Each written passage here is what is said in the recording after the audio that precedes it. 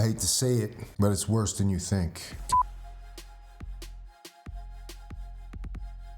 This is a very big deal, and it weighed heavy on us. But at some point, you have to say no.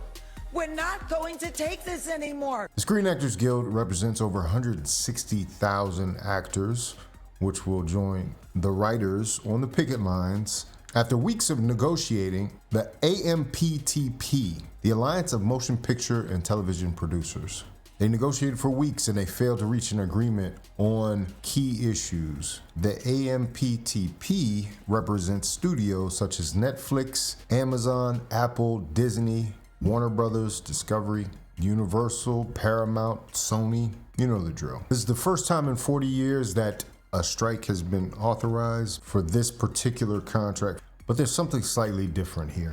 We're in a new world. There are new advancements that are being made by the minute that are impacting the way actors, writers, producers, and everybody involved in entertainment is paid. Advancements in technology are happening rapidly. And I don't think people really understand how rapidly. A lot of people will take this strike as something that doesn't impact their life. But this is just the first of this type of labor versus power structure debate that will arise out of the new technologies that are being developed. This could be coming to a workforce near you. It's interesting because as an actor and as someone who has written, as an actor who has been a member of the Screen Actors Guild and someone who has written, not necessarily a member of the WGA, but understand the process of this whole industry. And also, I have been a producer. I can kind of see this from many different angles. It boils down to one group deciding that they no longer need the other group. The difference here is this is a conversation that needed to be had years ago. This is the culmination of multiple attempts to get this conversation done. In 2008, there was a strike that was talking about these very same issues. They punted, they moved things down the line. You remember nothing because most of us drank the Kool-Aid.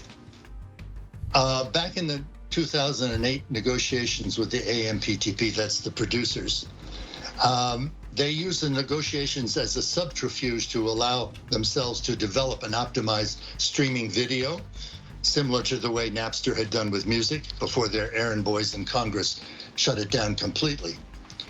The producers claimed that the streaming technology was so new, they couldn't tell whether it was financially viable or even practicable. And so if SAG agreed to the extension of the current arrangement for the next 4 years, at the end of that contract, they would open their books and negotiate equitable compensation justified by the current economics of the emerging field.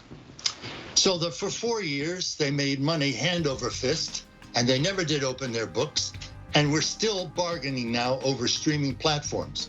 However, as you said, the new 600-pound gorilla in the room is definitely AI. Now we're having to really deal with them with an added extra element of artificial intelligence. This is complicating things in a way that many people have never seen. And this is the new development that makes this a particularly dangerous and potentially catastrophic situation for the entertainment industry. Just gonna be honest with you.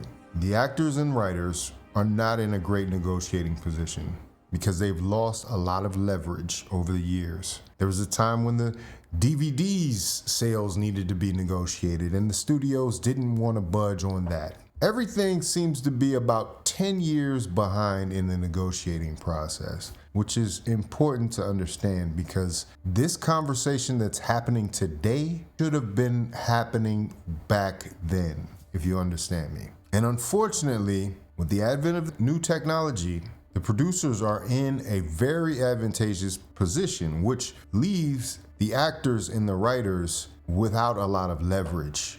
And I think the producers actually know this and they're acting on it. That's why there's so many bold statements that have come out recently.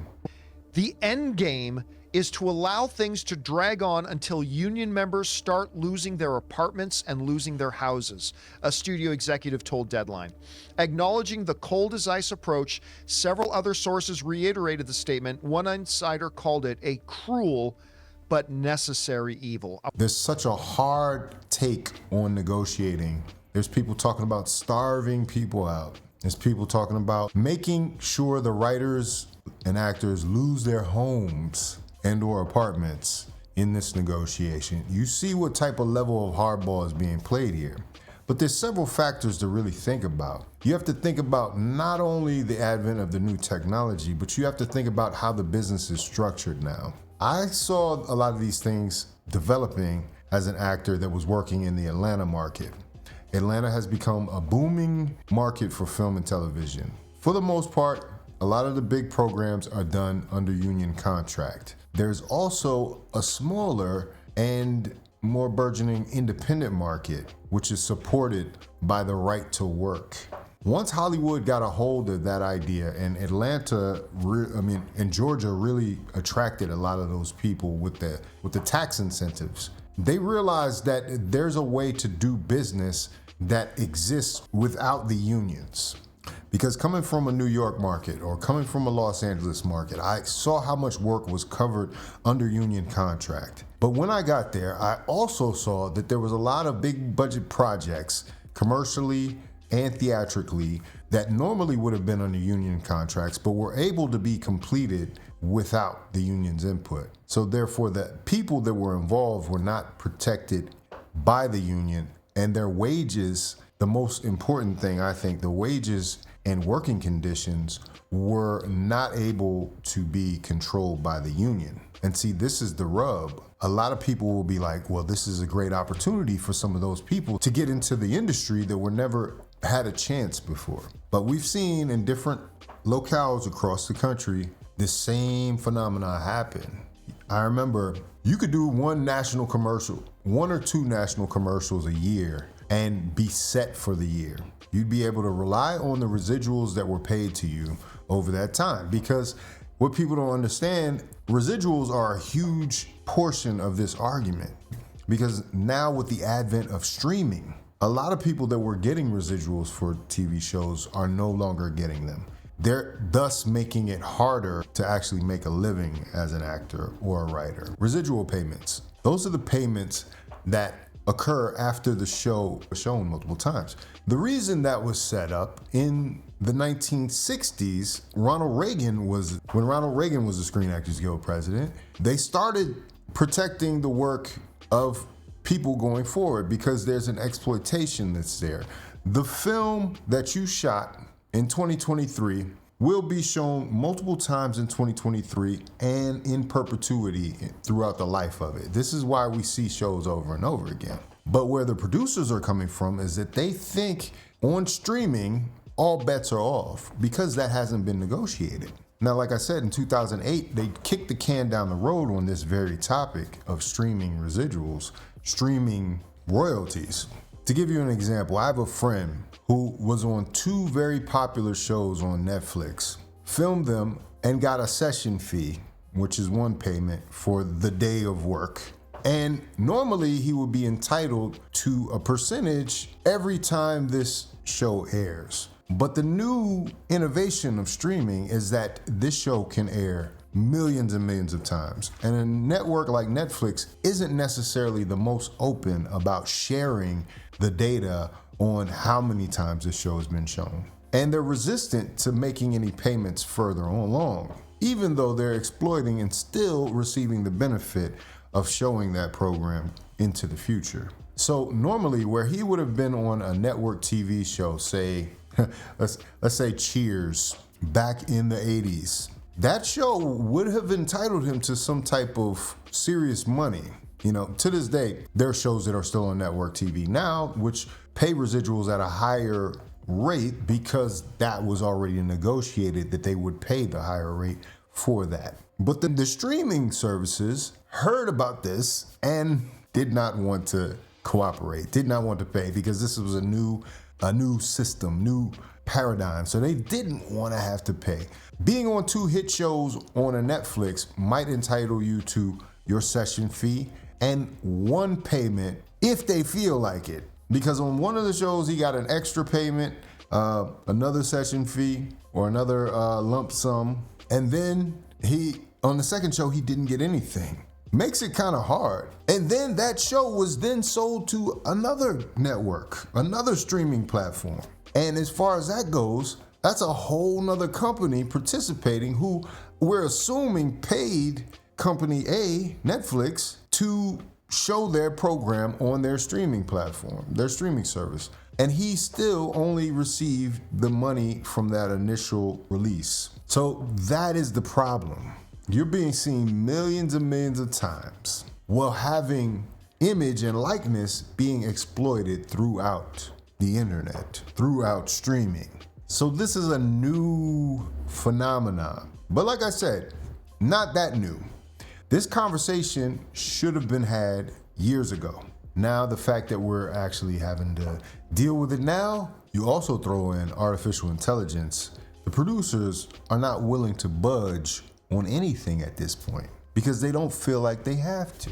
What smart people do when they go to Netflix or a network or a streaming platform is they negotiate a huge payment up front. But guess what happens when you're the journeyman actor and you're just glad to get an opportunity finally on a show?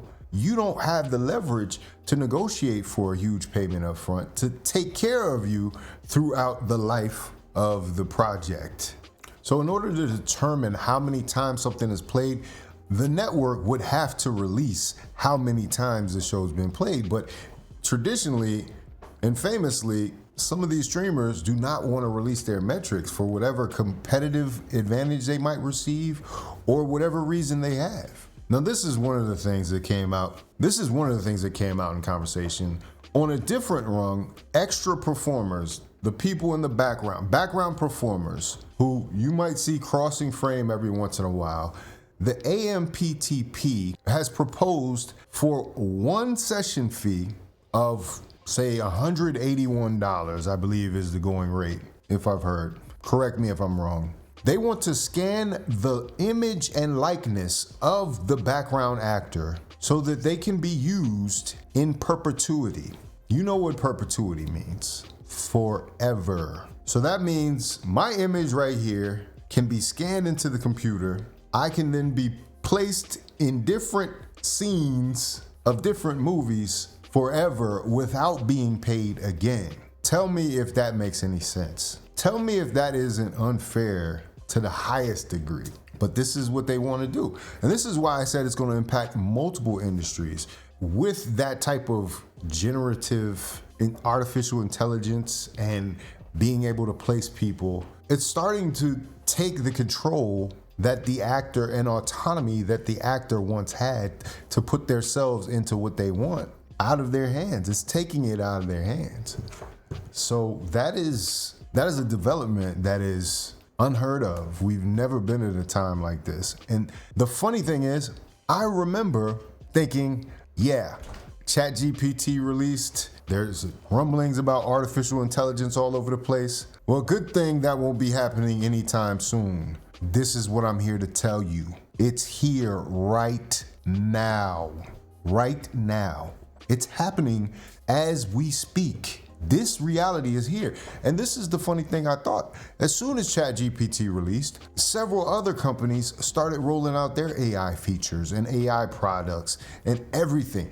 It was like this was a calculated plan that they were just waiting for a moment to release it upon us. So best believe that if the producers are angling in this way, if they're deciding that they want to roll out these features and talk about them during the middle of this debate for more compensation and renegotiation, best believe it's already developed. And that's why I feel they're so confident, where they're so brutal about how they want to implement these things, how they want to use people's likeness.